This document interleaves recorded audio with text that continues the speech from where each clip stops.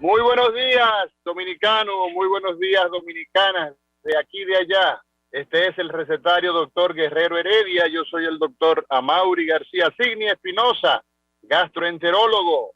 ¿Cómo Buenos estás, días, Signi? un día más en el recetario del doctor Guerrero Heredia y hoy es miércoles 28 de abril. Bueno, estamos celebrando a 2 días de la revolución, de la guerra de abril, a Mauri, donde el Pero el país día de hoy, luchó por la independencia política y por la democracia. pero un día como hoy se da la entrada de los marines. Un día como hoy, los norteamericanos pues entran por segunda vez en el siglo pasado. El siglo XX tuvo dos intervenciones y el 28 fue el día donde se pronunció el presidente Johnson, donde justificaba en principio, bueno, que 400 marines iban a entrar a salvar los norteamericanos que aquí existían, que aquí vivían. Pero Luego, fíjate, a entonces, Mauri. el argumento luego se cambió, Signi, porque entonces Johnson dijo, no, lo que pasa es que los rebeldes han sido ocupados por los comunistas y entonces el argumento pues dio lugar a que 19,000 marines intervinieran a la República Dominicana. O Sin sea, que hoy embargo, 28, en sus memorias, Johnson dice que se arrepiente de haber invadido la República Dominicana, que pero desde luego.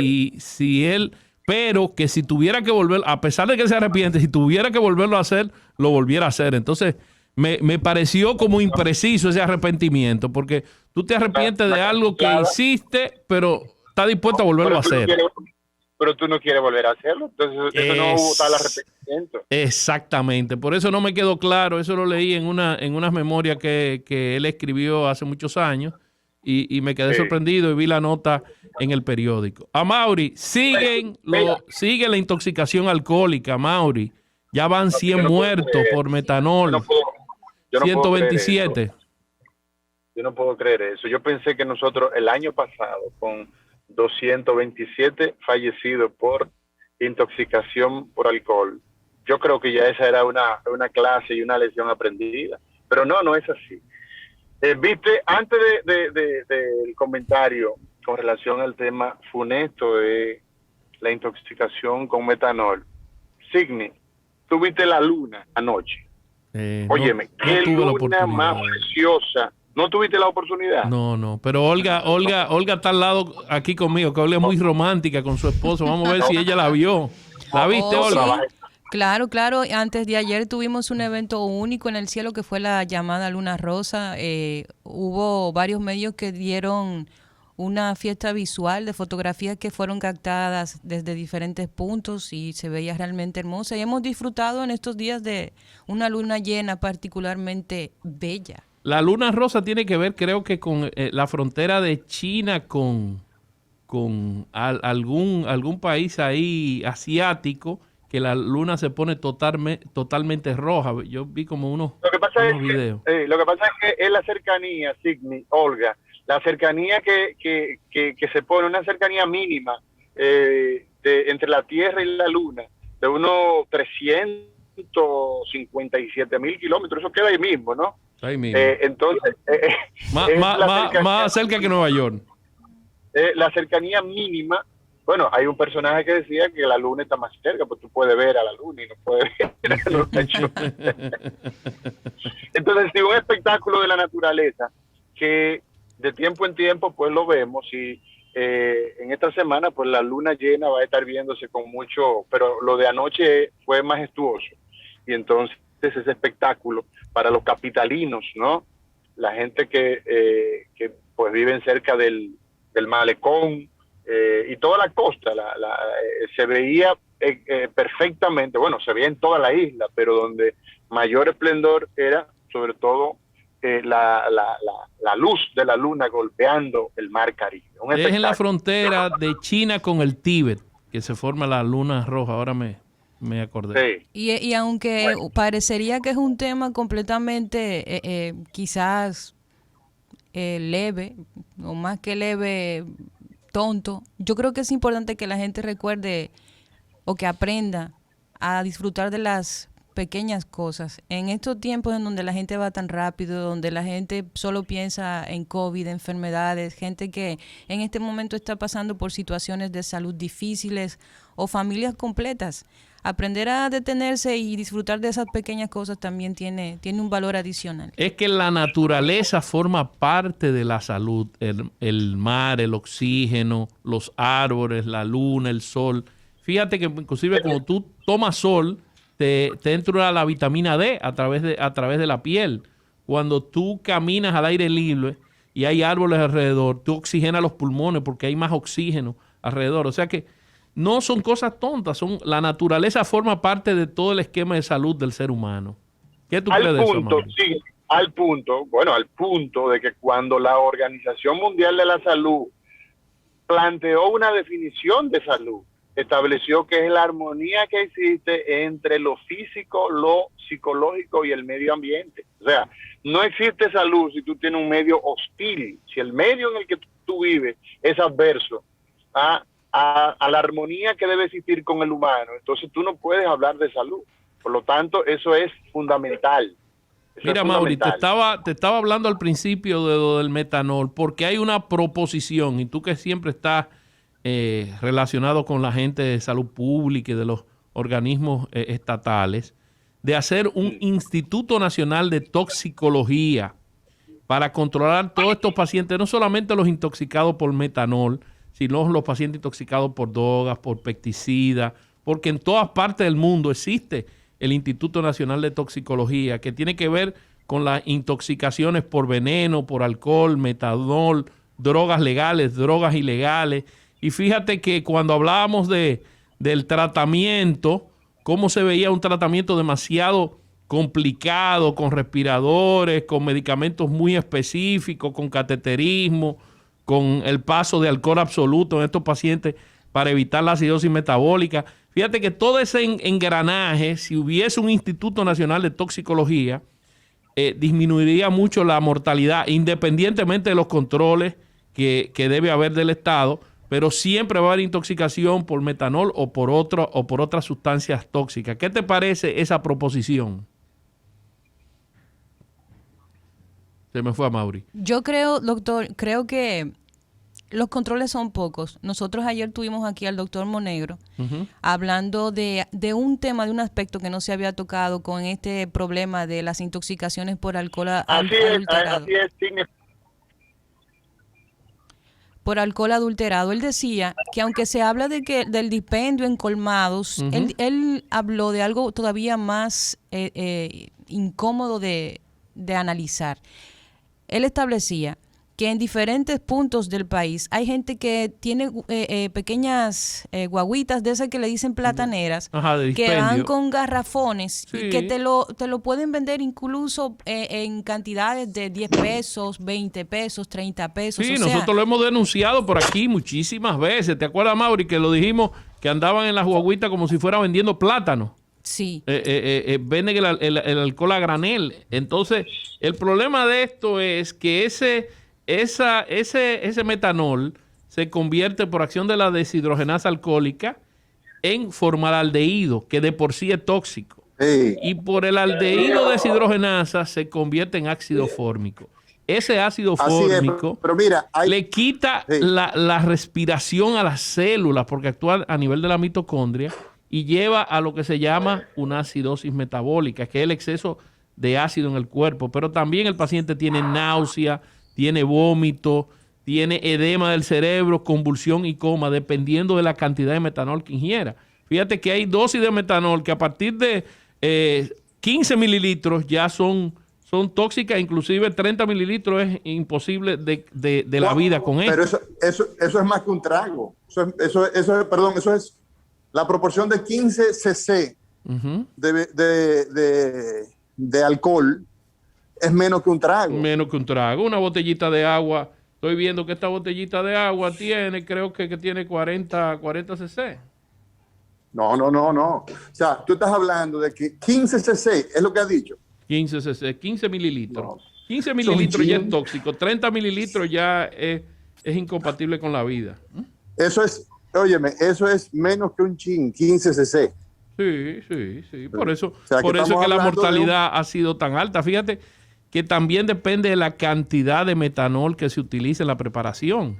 Tú ves, porque si utilizan poco metanol, a través de la ingesta masiva de alcohol, van a comenzar los síntomas más tardíos, como dijimos, que pueden durar desde 8 horas hasta 24 horas después. Entonces, la incidencia y los síntomas aumentan de acuerdo a la cantidad de metanol que ingiere el paciente. Pero ese tema del Instituto Nacional de Toxicología me parece a mí que es una buena idea porque resolvería muchos pacientes con problemas de toxicidad, descongestionaría los hospitales de muchas patologías. Yo sé que esto es un momento que todo el mundo está en pandemia, todo el mundo está en COVID, pero es una idea que ha quedado, ya yo lo he oído de varias personas, inclusive estos institutos de toxicología trabajan conjuntamente con otros institutos de toxicología de países más desarrollados y se asesoran de ellos y forman todo lo que se llama un engranaje.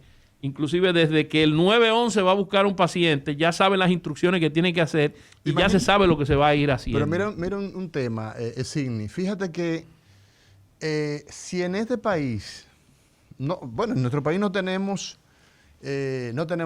serpientes venenosas, por ejemplo, no tenemos los animales que producen muchas mortalidades en otra parte del mundo por su capacidad de... Escúchame, tenemos el animal más venenoso que hay, que es el hombre. El hombre.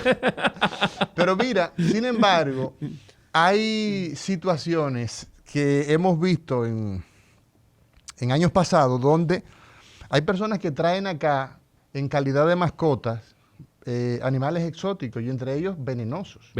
Si aquí se da, por ejemplo, una emergencia de esa naturaleza, no tenemos forma de dar respuesta. Entonces ese instituto de toxicología ayudaría mucho en situaciones de esa naturaleza, no como una eventualidad, sino que tú puedes tener no solamente el tema del alcohol como tal, o sea, tú puedes tener el protocolo de darle respuesta a los temas de intoxicaciones de todas las naturalezas. Todo tipo, drogas, medicamentos, intentos de suicidio. O sea, es un protocolo internacional que hay para el manejo de todo esto, porque todo el mundo no está preparado ni tiene las cantidades y los elementos para el expertise para manejar estas intoxicaciones. Tú decías precisamente la semana antepasada que el elemento de mayor desventaja que existe con el paciente con intoxicación con metanol es precisamente que el médico tiene que pensar. Tiene que pensar en eso. O sea, para tú poder dar en el asunto, tiene que pensar en eso e inmediatamente referir al paciente. E inmediatamente tú darle, colocarlo en la ruta correcta. Y la ruta correcta es unidades de alta complejidad, porque es un tema de alta complejidad. De alta complejidad. Mira, y de alta mortalidad. Sobre todo por eso, por la mortalidad que tiene. Entonces, mira, Sidney, hemos visto la situación que en la República Dominicana tenemos con relación a la negativa de las ARS. No sé si es correcto decirlo de esa manera, pero el hecho es que hay una disminución escandalosa en relación a la cantidad de pruebas PCR que tú puedes hacer a través de tu ARS en este momento. Una por año. Una por año. Esa es una situación que es contraproducente. Mira, por ejemplo, en este momento nosotros tenemos que hay unos 186 personas, me parece, estuve viendo la crónica del periódico, donde están en cuidados intensivos. Los números están subiendo, alrededor de un 36% veíamos, pero la cantidad de pruebas que se hicieron en el día de ayer fueron alrededor de 1,000. O sea, disminuye el diagnóstico, por lo tanto disminuye el tratamiento. Ahora, eso se va a caer de la mata. vamos a ver, porque nosotros que quisiéramos escuchar la opinión de algunos expertos, de alguna gente que tienen el experticio y sí, tienen el dominio del tema. Que son epidemiólogos, que son gente que manejan el tema. Porque la verdad es que nosotros necesitamos saber si desde el punto de vista de una pandemia, ¿verdad?, donde necesitamos conocer, necesitamos saber la cantidad de casos que tenemos, tú puedes prescindir de un recurso de esta naturaleza. Entonces, es un mal momento. es un mal momento. Hay un tema económico también. Ahí vi que el gobierno le debe, no sé, 46 millones, creo que sí, pero eso es paja de coco. Pero eso, tú hablando de eso se gasta 46 millones, eso se lo beben en champán los funcionarios. Exactamente. Entonces, se lo comen de maní. Entonces eso se debe resolver rápidamente, porque yo pienso que el diagnóstico a tiempo, a través de la PCR, serviría para el tratamiento a tiempo y evitar problemas futuros y complicaciones futuras.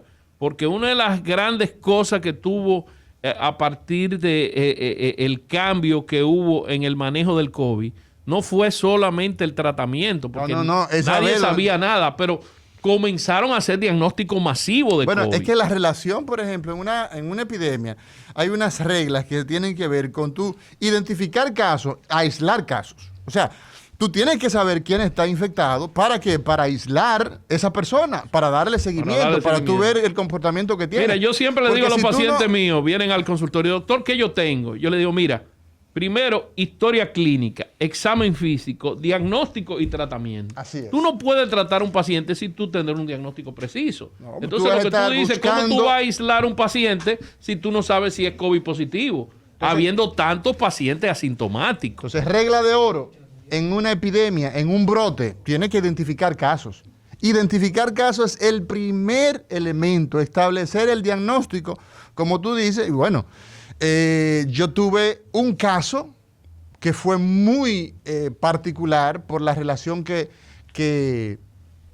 tengo con ese paciente. Óyeme, que esa persona resultó ser negativa ante una prueba rápida. Y tenía los pulmones llenos de infiltrados. Estaba hasta el tope. Y tenía una PCR negativa. No, PCR no, tenía una prueba rápida. Una prueba rápida negativa. Entonces, las pruebas rápidas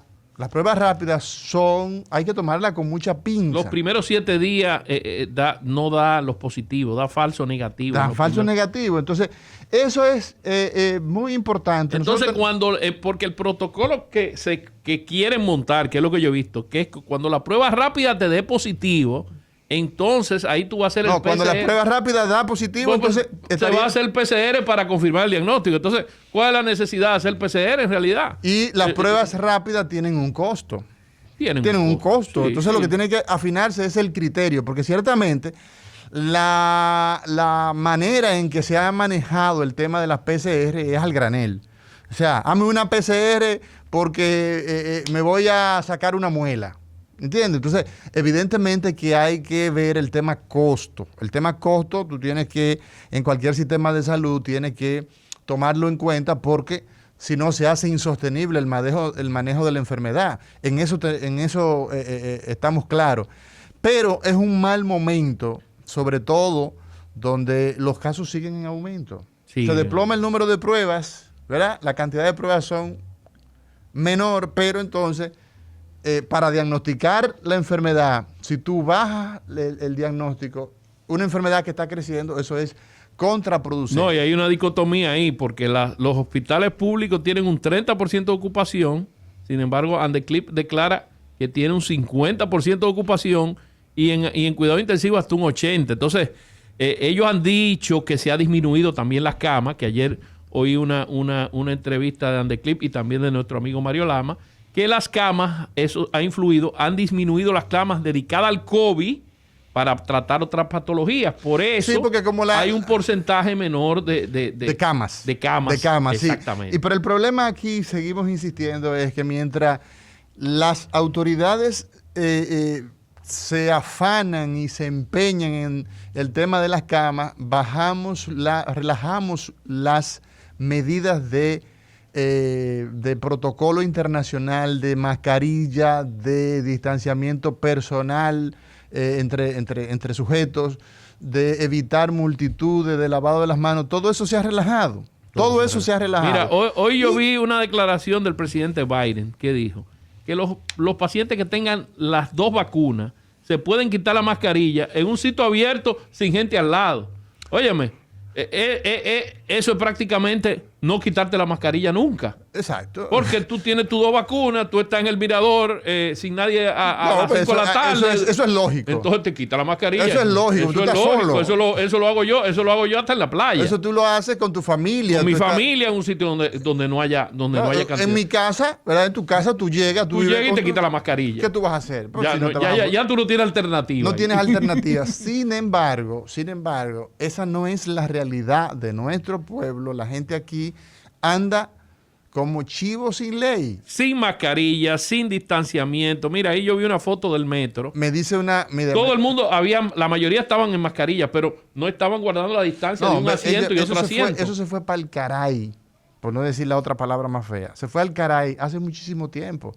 El tema del distanciamiento en el transporte, en los transportes públicos, eso se fue al caray hará, qué sé yo, 8 meses. Ahora, Mauri, y eso es funesto, lamentable. Te voy a poner en una situación difícil. Te voy a hacer una pregunta. Ajá, vamos ¿Tú estás de acuerdo con el cambio de los protocolos en la vacunación? Que de repente íbamos a vacunar a los viejos y ahora se están vacunando a los periodistas, a los choferes de carro público. Hay que vacunar a todo el país. Entiendo, pero todo el país. Eso yo lo entiendo, pero ¿estás de acuerdo que se haya variado el protocolo? Lo que pasa es que yo pienso que los grupos más vulnerables son los que hay que prestarle mayor atención. Por eso decíamos, sin importar la edad. No, claro. Tú tienes ahí, por ejemplo, el caso de los policías que están... Óyeme, el policía que está en primera línea, que está en las calles todos los días, aunque tenga 18, 19 años, tú tienes que darle prioridad a ese. El chofer de carro público es una vía de contaminación. También, el chofer de carro público. Los periodistas que están todo el tiempo en la calle, en contacto con los pacientes con COVID, en contacto con la gente. Los profesores, por ejemplo, que se aspira a empezar, bueno, ya existe una disposición, yo no sé cómo está funcionando ese tema, el tema de los... semipresencial. De la semipresencialidad. Muy mal, me han dicho que muy mal. Bueno, pero sin embargo, si aspiramos a hacer el tránsito, por ejemplo, ya INTED va a ir a la semipresencialidad en el próximo trimestre. Por lo tanto, tú tienes que esa universidad, que son universidades que no son tan masificadas como la UAS, pero igual, donde quiera que tú tienes mucha gente, ya eso es un problema frente a una pandemia. Entonces, todo esto nosotros lo tomamos con mucha pinza, mucho cuidado a las autoridades, porque hemos visto el tema de la vacunación como positivo. Tenemos en la línea a nuestro querido amigo, el doctor Rafael Montero, quien es parte de esta familia. Muy buenos días, doctor Montero. Buenos días, doctora Mauri y el resto del equipo que conforma doctor Signi Espinosa. Programa. Buenos días, doctor Montero. Doctor, buen día. Tenemos una situación en la cual, por ejemplo, la República Dominicana, tenemos unos 3.462 muertos. En el día de ayer se dice que habían unos 613 pacientes hospitalizados en camas generales y unos 185 en salas de cuidados intensivos, ¿verdad? Tenemos elementos que son muy positivos. La vacunación como una de las diligencias más interesantes. Este gobierno ha hecho sus diligencias, nos han quedado mal. Sin embargo, el país ronda los 800,000 vacunados ya con segunda dosis, según hemos escuchado. Todo eso es muy bueno, pero queremos saber su consideración, doctor, respecto al hecho de la disminución de las pruebas.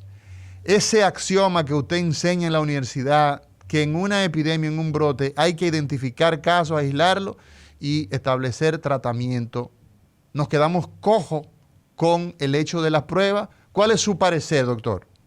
PCR se desploman. Realmente, bueno, los resultados que vimos ayer del número de casos reportados por supuesto, el día anterior, que siempre el registro que tenemos del día de hoy hace referencia al día siempre al día anterior.